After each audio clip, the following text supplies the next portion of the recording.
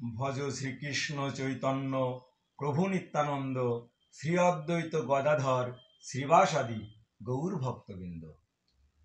শাস্ত্র কথার আসরে আপনাদের সবাইকে সুস্বাগতম। তো দেখুন বন্ধুরা, আমি আজ একটি বিষয়ে আলোচনা করব। আলোচনাটা খুব সংক্ষিপ্তভাবে করব, আপনি একটু ধৈর্য ধরে দেখবেন। অল্প সময়ের জন্য এই আলোচনাটা আমি রাখছি। তো দেখুন, অনেকে বলে থাকেন যে নামাচার্য হরিদাস ঠাকুরের পক্ষে ৩ লক্ষ হরিনাম করা অসম্ভব। এটা মিথ্যা কথা। কারণ তারা বলতে চাচ্ছেন যে হরে কৃষ্ণ কৃষ্ণ কৃষ্ণ হরে হরে, হরে রাম রাম রাম হরে হরে।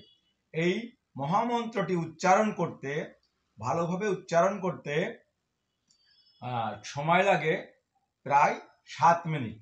কিন্তু যদি মনে মনে ভক্তিভরে সুন্দর করে উচ্চারণ হয় তাহলে এটা লাগে 3 মিনিট।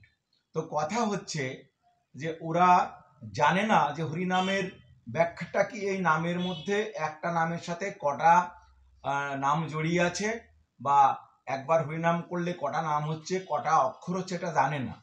অর্থাৎ একটা হরিনামের মধ্যে 16 নাম 32 অক্ষর। অর্থাৎ একবার হরে কৃষ্ণ কৃষ্ণ কৃষ্ণ হরে হরে এই নামটি যদি উচ্চারণ হয় তাহলে এর মধ্যে 16টা নাম এবং 32টা অক্ষর এর মধ্যে এসে যায়। তো দেখুন যে হরিনামের যে তত্ত্বকথা, যে গূঢ় কথা, সেই তত্ত্ব অনুসারে আমরা যখন হরে কৃষ্ণ কৃষ্ণ কৃষ্ণ হরে হরে, হরে রাম রাম রাম হরে হরে, এই মন্ত্রটি যখন আমরা একবার উচ্চারণ করছি, অর্থাৎ একবার যখন এই মহামন্ত্রটি আমরা উচ্চারণ করছি, তখন আমরা দেখতে পাচ্ছি যে একবার উচ্চারণ করলে আমাদের এই দেখুন 16টি নাম উচ্চারণ করা হয়ে যাচ্ছে। একবার হরিনাম করলে 16টি নাম হচ্ছে, 16 বার। আর হরে কৃষ্ণ কৃষ্ণ কৃষ্ণ হরে হরে, হরে রাম রাম রাম হরে হরে, এইভাবে যখন আমরা মালার ঝোলার মধ্যে মালাটাকে এরকম করে ঘুরিয়ে ঘুরিয়ে যখন জপ করি, তখন 108টা মালার গ্রন্থি আছে। তো সে 108 বার হলে আমাদের এক ফেরা বা একবার হয়। তাহলে 108 বার যখন আমরা হরিনাম করছি, 108 বার হয়ে গেলে 108 বার সমান 1728 বার আমাদের হরিনাম উচ্চারণ হচ্ছে। অর্থাৎ এক মালা সমান, এক মালা হরিনাম করলে আমাদের উচ্চারণ হচ্ছে 1728 বার। একবার হরিনামে আমাদের উচ্চারণ হচ্ছে 1728 বার। এরূপ ভাবে আমাদের হরিদাস ঠাকুর, তিনি সারা দিনে তার যে বাহ্যিক ক্রিয়া, খাওয়া দাওয়া, স্নান আহ্নিক ইত্যাদি করেও তিনি কি করতেন, 192 মালা জপ করতেন।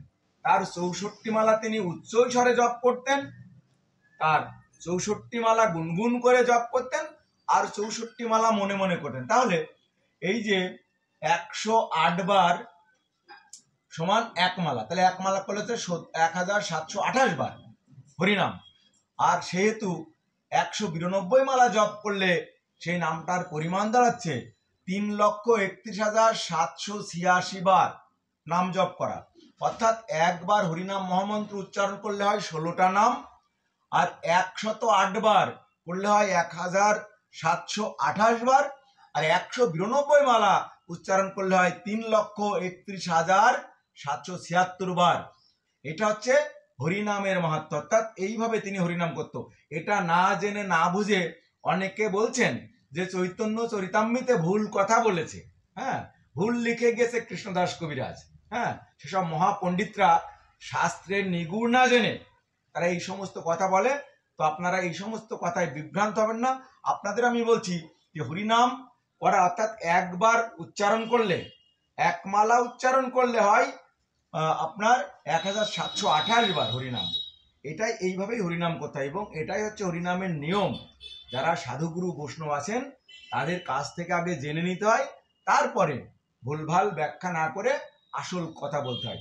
এটাই ছিল আমার আজকের আপনাদের কাছে একটা তুলে ধরার বিষয়। তো যাই হোক, আপনারা এটাকে লাইক, শেয়ার এবং কমেন্টস করবেন, এবং আমার পাশে থেকে আমাকে এই আমার শাস্ত্র কথার যে আসরটা, এটাকে আপনারা উজ্জীবিত করবেন। আপনাদের সবাইকে আবারও হরে কৃষ্ণ কৃষ্ণ কৃষ্ণ হরে হরে, হরে রাম রাম রাম হরে হরে। এই নামের মাধ্যমে আপনাদের কৃষ্ণময় প্রীতি শুভেচ্ছা এবং ভালোবাসা জানালাম। ধন্যবাদ।